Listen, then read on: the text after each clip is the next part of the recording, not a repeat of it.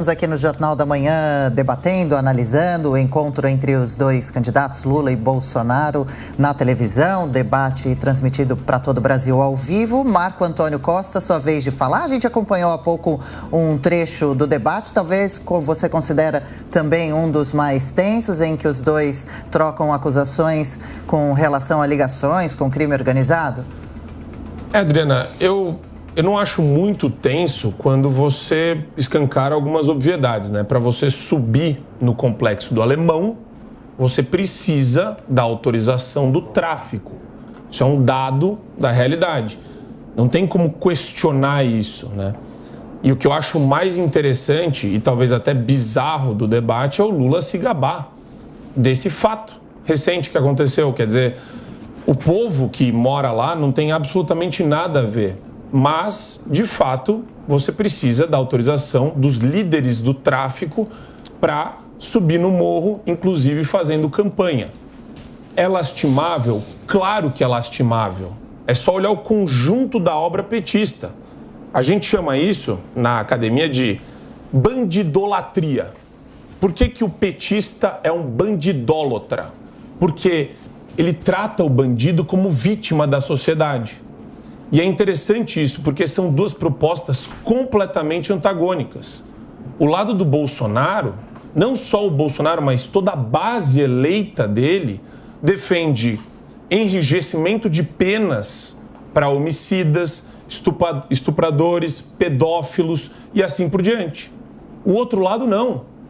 O outro lado vê mais leniência no trato com a bandidagem como uma forma de enfrentamento da situação.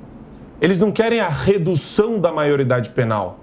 Eles querem tratar como eles têm tratado. E se você pega o gráfico de homicídios, só essa presença mais austera e esse empoderamento das forças policiais no âmbito federal por parte do governo já gerou por si, e também, claro, a disponibilização mais fácil para você obter a posse e o porte de armas, isso já reduziu a criminalidade no Brasil e o índice de homicídios para um patamar recorde.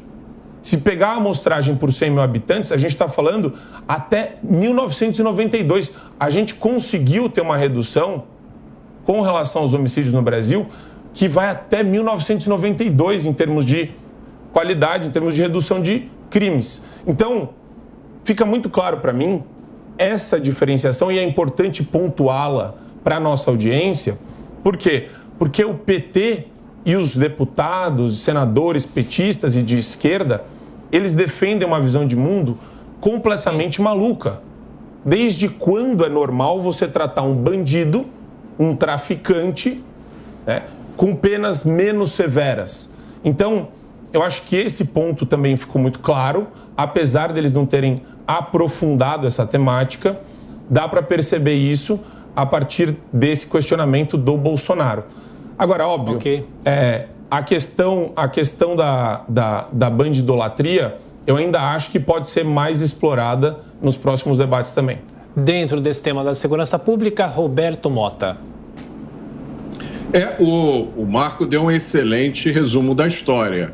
O desprezo pelo combate ao crime, pelas questões de segurança, lógico, não é privilégio do PT. Na verdade, é uma ideia que une todos os partidos de esquerda. E vamos lembrar que só um caso, mas que tem um simbolismo gigantesco, que foi uma decisão da Suprema Corte em 2006, dando aos criminosos hediondos o direito ao cumprimento, à progressão de regime, né? Até 2006, por virtude de uma lei, quem cometia um crime hediondo tinha que cumprir a sua sentença integralmente numa cela de prisão, como são cumpridas as sentenças no mundo inteiro. A partir de 2006, com essa decisão que foi tomada, salvo engano, com o voto de 3 ministros indicados pelo PT, os criminosos hediondos ganharam direito ao cumprimento de pena, né? Essa questão da segurança pública foi muito bem exemplificada no debate com a pergunta sobre a transferência do Marcola, que não foi feita em 2006. Foi uma excelente pergunta que ficou pairando no ar. São Paulo tem um monopólio do crime na mão do PCC. O Rio de Janeiro tem uma situação diferente, tem guerras entre facções. O Rio tem 1.400 territórios que são dominados por facções criminosas, mas parece que nada está acontecendo. Inclusive, há uma decisão judicial que desde 2020 proíbe a realização de operações policiais nas comunidades do Rio de Janeiro. É seguro dizer que ninguém entra numa favela dominada pelo narcotráfico no Rio de Janeiro sem autorização de quem manda lá, né? A não ser que entre para realizar uma operação policial. Mas se quer entrar em paz e em segurança, precisa da autorização do poder que manda ali no local. Então, eu confesso que me surpreendi com a declaração do candidato do PT em dizer que sou o único candidato que tem coragem de entrar em uma favela sem colete de segurança. Eu acho que o elemento ali não é coragem. A palavra certa é garantia. Alguém deu a garantia. Não existe precedente de político aqui no Rio de Janeiro entrar em uma favela para fazer campanha sem que haja uma permissão. Eu não estou dizendo que houve necessariamente acordo, nem negociação, nem conluio, nem nada disso. Mas seguramente houve uma concordância de quem toma conta daquela região, que são as facções ligadas ao narcotráfico. Eu, pessoalmente, já fui em quase todas as favelas do Rio de Janeiro, conheço bem a situação dos milhares de pais e mães que cuidam das suas famílias, que por não ter outra opção moram em comunidades sob o jugo do narcotráfico. Eu tenho certeza absoluta, até porque recebi inúmeras manifestações, de que essas pessoas se sentiram ultrajadas e revoltadas em ver uma manifestação política feita num local dominado pelo narcotráfico, né, daquela forma. Então, é sempre bom lembrar, né?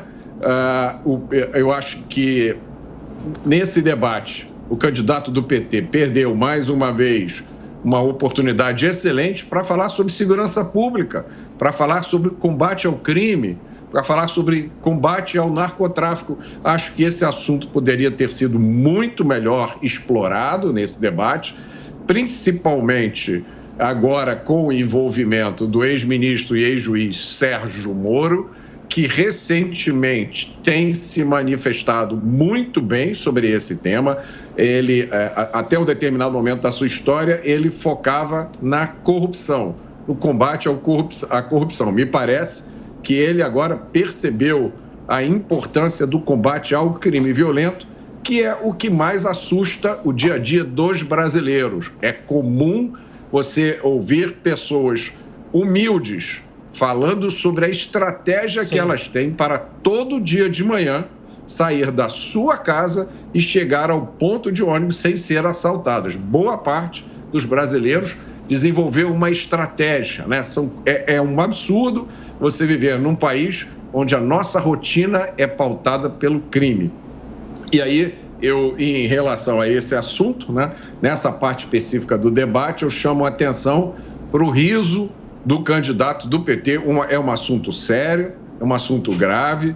O candidato do PT, podem olhar o vídeo, ele vem para responder rindo, dando um riso meio de deboche, mas me parece aquele riso nervoso que precede uma explosão de raiva. Salles, fechando esse giro então, trazendo um assunto novo, também teve educação em debate, quem construiu, ofereceu mais universidades e como fazer para corrigir o período da pandemia que deixou muitas crianças afastadas, até hoje nem retornaram à escola ou sem o conteúdo necessário durante um bom período. Adriana, esse foi um dos momentos do debate que mostrou como o presidente Bolsonaro está mais equilibrado, mais consciente da sua vantagem competitiva em relação ao Lula. Porque o presidente Bolsonaro podia ter respondido, dizendo, olha, Lula, você criou um monte de universidades, cursos, programas, etc., para enriquecer os seus amigos que são donos de universidade. Aliás, tem alguns aí, ou um especificamente, que vive te emprestando jatinho para você viajar para cima e para baixo. Ou seja, até na educação, isso aconteceu em todas as áreas do governo do PT. Em todas as áreas do PT, criou-se programas para proporcionar o roubo, para proporcionar a corrupção e o esquema. Na área da educação em especial, criaram uma série de programas para enriquecer dono de faculdade. Muitos ficaram trilionários. O ensino que é dado nessas universidades, pagas com as verbas do PT, eram cursos de péssima qualidade, tanto que nós temos, aí sim o presidente disse com muita categoria, alunos que estão devendo, 1 milhão de alunos estavam devendo fortunas, né? Com cursos com uma baixíssima qualidade, tanto que a pessoa pega o canudo de formada e vai ser motorista de táxi, vai ser motorista de Uber, vai fazer trabalho que não condiz com o curso que ela pagou durante 5 anos e ainda saiu devedora. As universidades, no mais das vezes as federais criadas pelo PT, viraram ninhos de prospecção de ideologia de esquerda, né? Então o PT criou, na verdade, uma máquina de doutrinação da juventude. Pega a criança, faz uma lavagem cerebral na universidade e depois coloca esse pessoal para fazer campanha para o PT. O estudo dos jovens que ficaram afastados das escolas tem que ser melhorado rapidamente. O Brasil já tinha um déficit grande na educação. Aliás, interessante lembrar também o discurso do ex-presidente Lula, questão de 10 dias atrás, em que ele diz, na cara do Fernando Haddad, que o Brasil nunca teve um governo que se preocupasse com a educação. Eu fico imaginando o que passou pela cabeça do Haddad, ex-ministro da Educação, olhando para o Lula e o Lula dizendo que nunca se teve um ministro da Educação ou uma preocupação com a educação no Brasil até hoje. Ou seja, ele confirmou que o Haddad foi um péssimo ministro da Educação. Mas o que você tem que fazer hoje é escola básica de altíssima qualidade, por período integral para todos os alunos da escola pública. Claro, isso é tarefa dos estados. Os estados precisam ter recursos, inclusive repasses federais para que isso aconteça, porque uma criança em escola de período integral é uma criança que não está na rua sendo usada para pedir dinheiro, sendo usada para vender droga, sendo usada para fazer uma série de outras coisas que acontecem no dia a dia dos grandes centros no Brasil. Então, essa é uma preocupação fundamental. Ensino de qualidade, com meritocracia, tanto do aluno quanto do professor, incentivos econômicos para aqueles que entregam, professores que entregam boas notas dos seus alunos, boas avaliações, não é aumento para todo mundo indiscriminadamente. É você melhorar o piso ser adequado, mas dar um pulo salarial, dar um salto para aqueles que têm bom desempenho. Isso é meritocracia, é fundamental.